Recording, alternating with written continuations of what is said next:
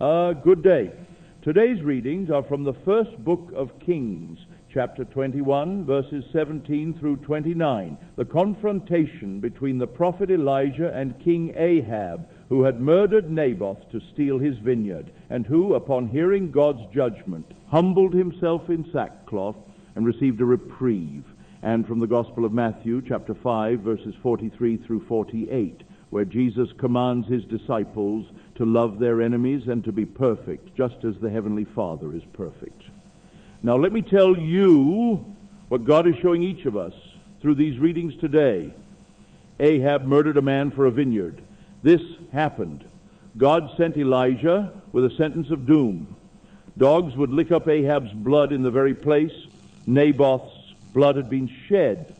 Then something remarkable occurred. Ahab heard the decree, tore his garments, put on sackcloth over his flesh, fasted, and went about subdued. He humbled himself. And immediately the Lord said to Elijah, "Have you seen that Ahab has humbled himself before me? Since he has humbled himself, I will not bring the evil in his time." The outer decree did not change first. The inner state changed, and the decree followed. This is the law. This is what God demonstrates through Ahab. You do not fight the outer world. You do not argue with the circumstances. You change within, and the world, which is your consciousness made visible, must conform to that inner shift. The sackcloth was not theater. It was a genuine turning of the inner state. And God, who is your own I am, responded. Hear what God is showing each of us through this. The decree you fear, the diagnosis, the rejection, the empty years, is not final. It is only final as long as you remain in the state that produced it. The moment you humble yourself, not in groveling, not in self-punishment, but in the true sense, the willing release of the old state, the dropping of the assumption that things cannot change, the quiet entry into a new inner posture, the outer world begins to rearrange itself. This is not wishful thinking. This is the law. Ahab lived it. God honored it. And God is no respecter of persons. What was done for Ahab will be done for you. Then Jesus speaks, and through his words, the Father is teaching you the very mechanics of I am itself. Love your enemies. Pray for those who persecute you. Be perfect as your heavenly Father is perfect. Who is your enemy?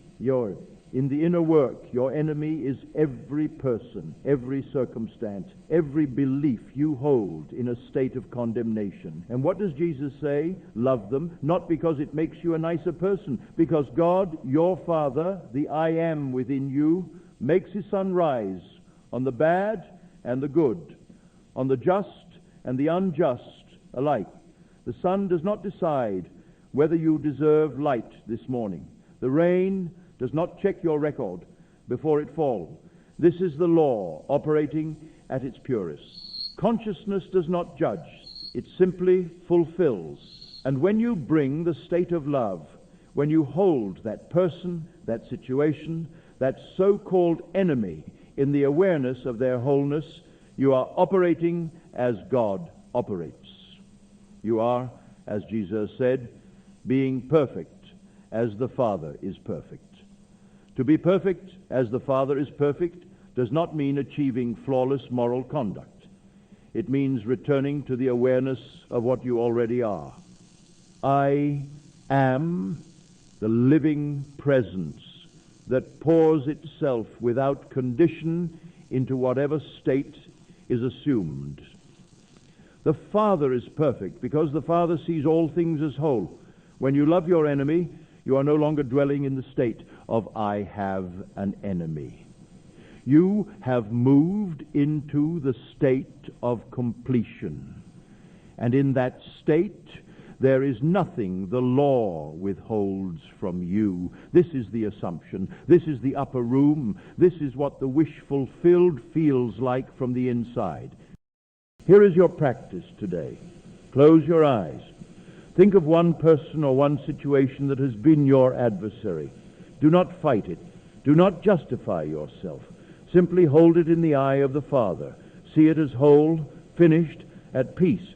Feel what it would feel like if that opposition had dissolved, not because you won, but because you moved into a state where there was nothing left to oppose. Dwell there. Let the sackcloth moment be yours. Let the inner state turn. And know, as God said to Elijah, have you seen that he has humbled himself? Since he has humbled himself, I will not bring the evil. Your inner turning is the decree. Make it now. Until tomorrow, I love you.